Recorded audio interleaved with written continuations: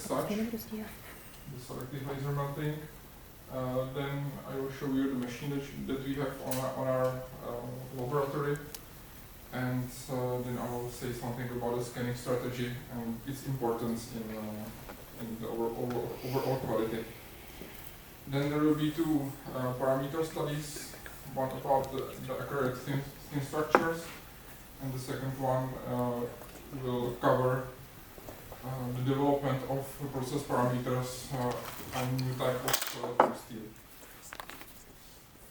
The SLM technology is a powder-based technology, and here you can see basic principle, how it works. So we have some substrate plate, and you are building model layer by layer using very fine metal powder, which is layered and then melted selectively using high power laser.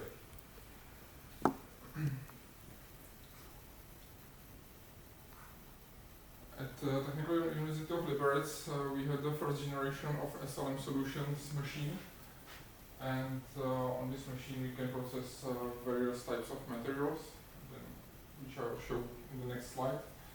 And as you can see, there are some of the examples of successful works on our laboratory.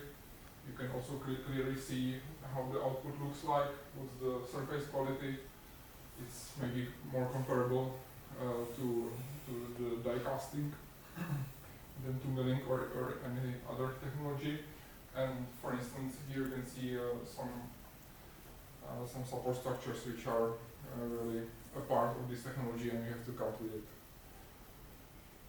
Concerning the materials and the machine itself, our building volume is 280 by 280 by 360 millimeters, so we can build such large models in our machine, and we can set different types of thicknesses. So these are some of the materials that we worked with, and for sure on today's market there are several or many others which you can buy and process using this technology.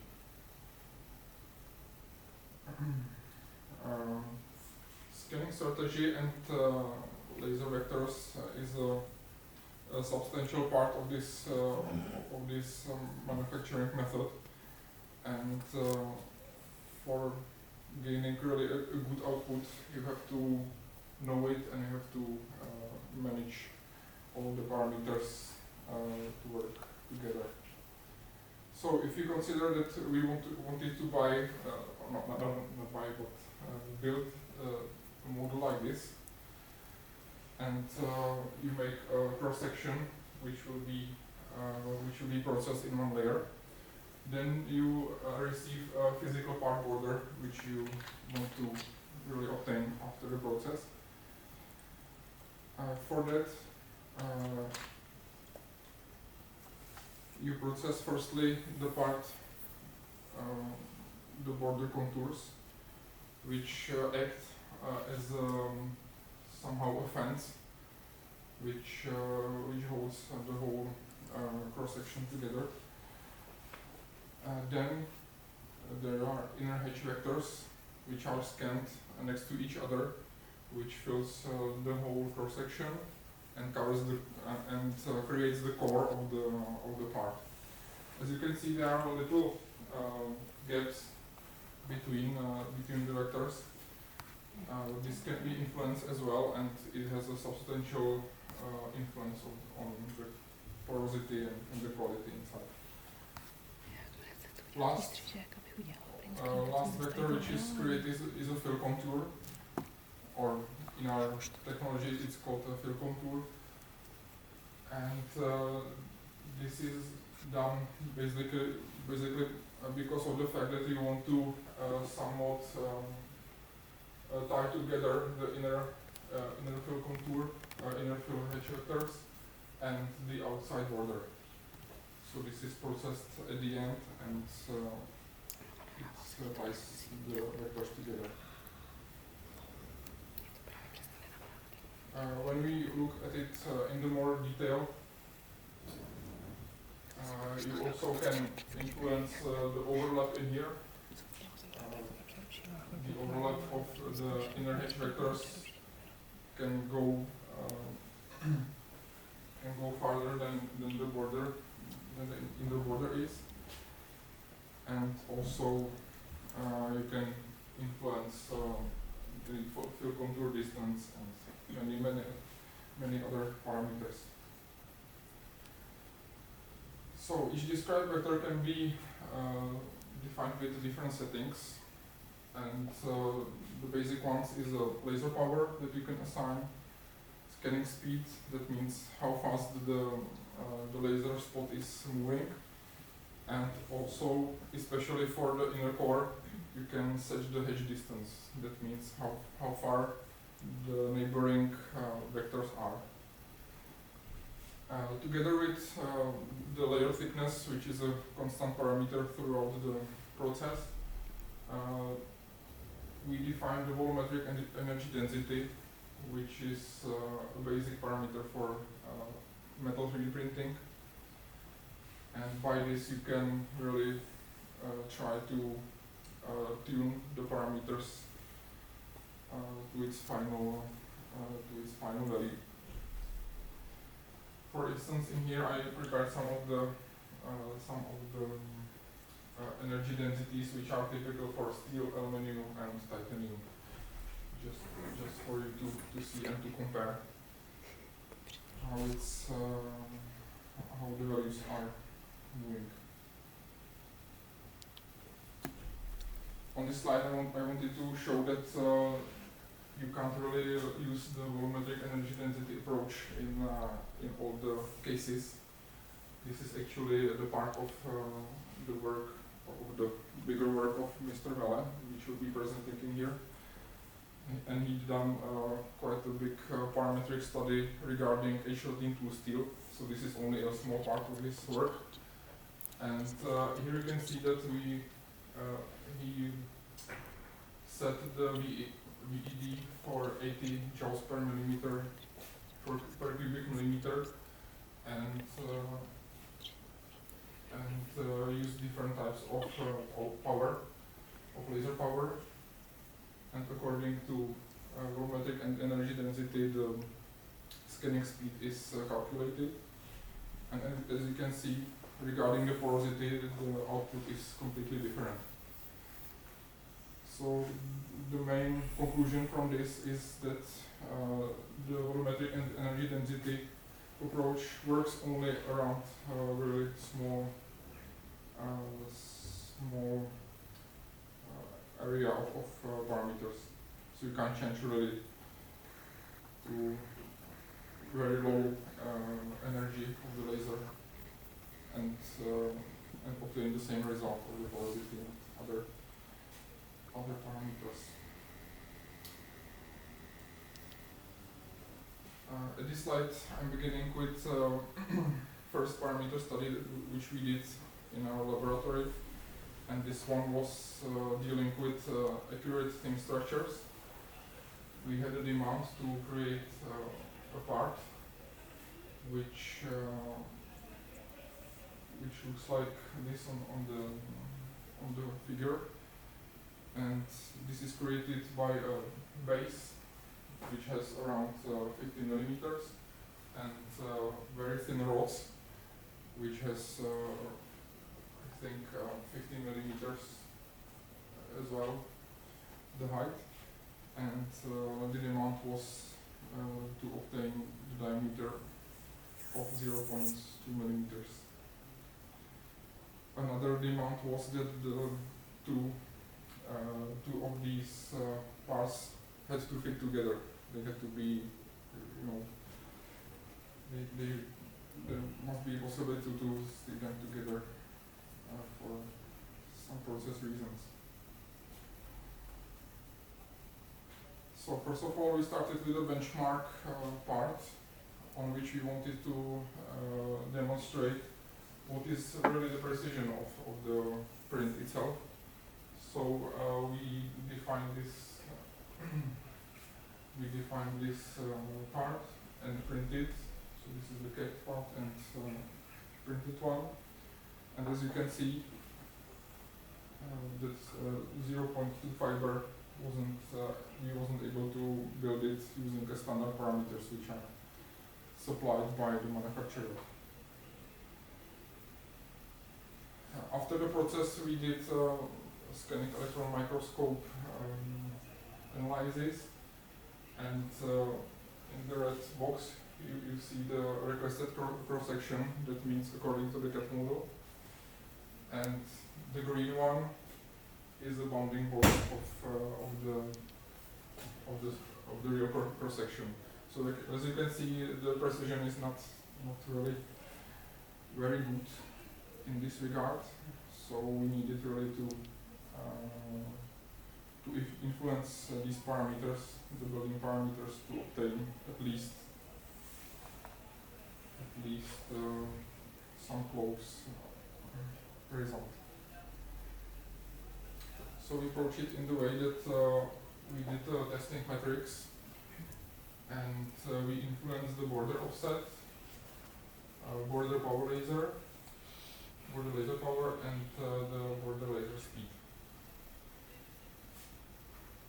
And the best results was on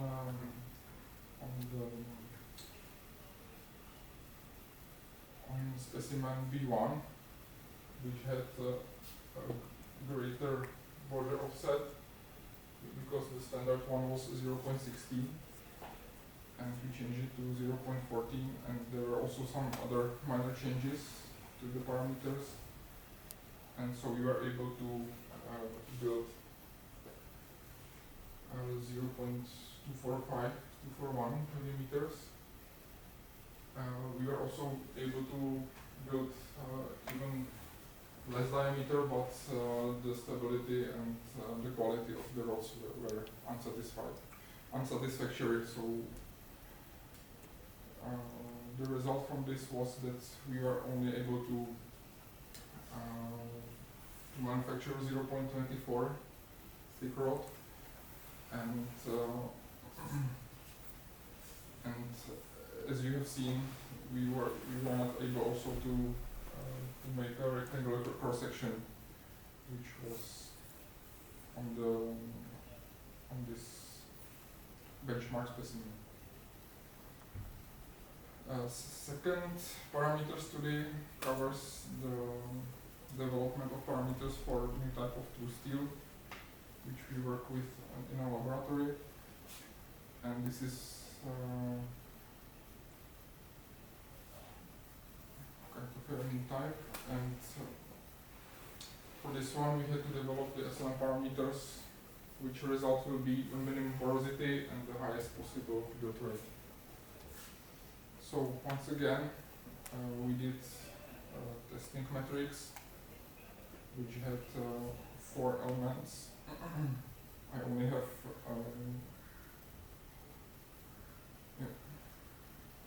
so which we had 4 elements in a row and 3 in columns,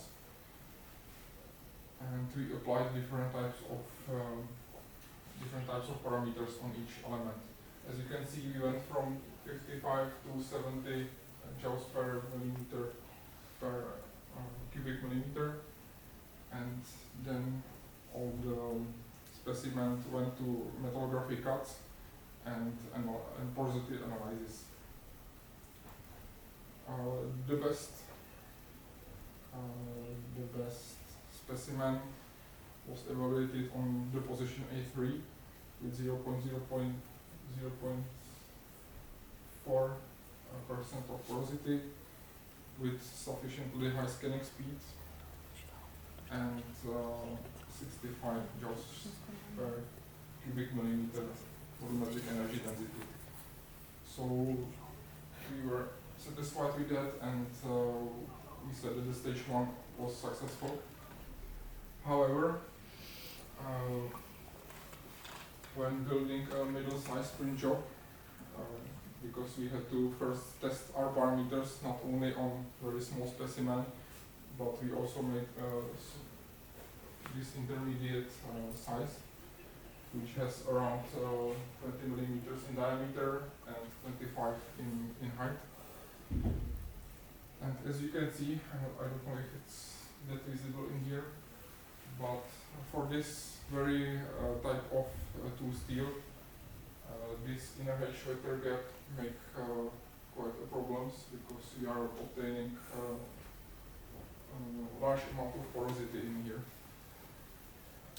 And for this reason, we redefined this approach and removed this vector gap for this very tool steel.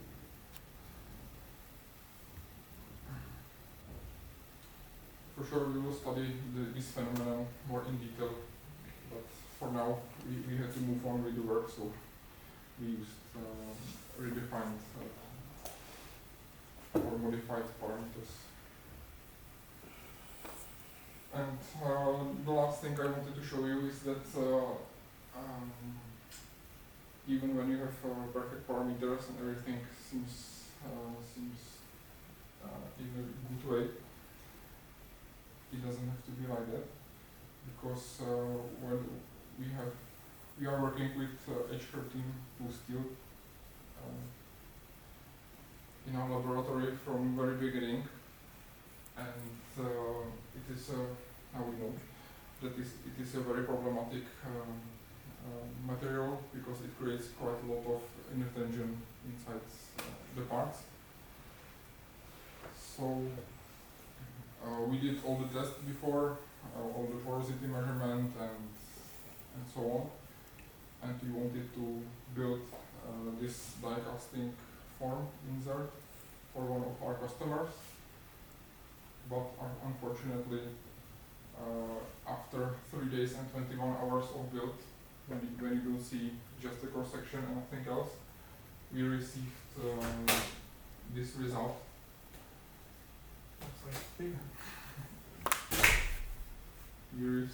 We received such a result that the part was completely correct, and in this regard it was useless. We had to rebuild it again and use a different approach. We also did, just to know what's happening there, we also did measurement using a 3D scanner and comparison with CAD data. So as you can see, there are large deflections on the both sides, highlighted in blue color, and it means that the whole part, even together with the plate, just bended, and it was really hard to even get the substrate plate outside.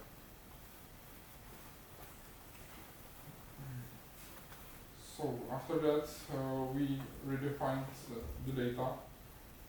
We did different position of the part, and this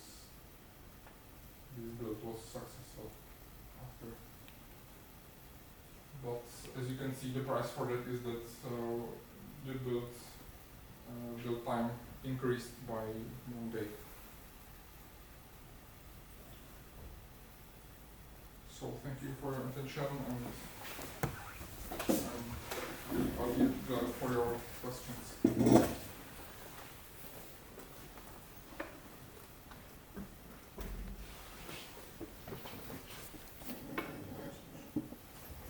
Or you can give a word to another.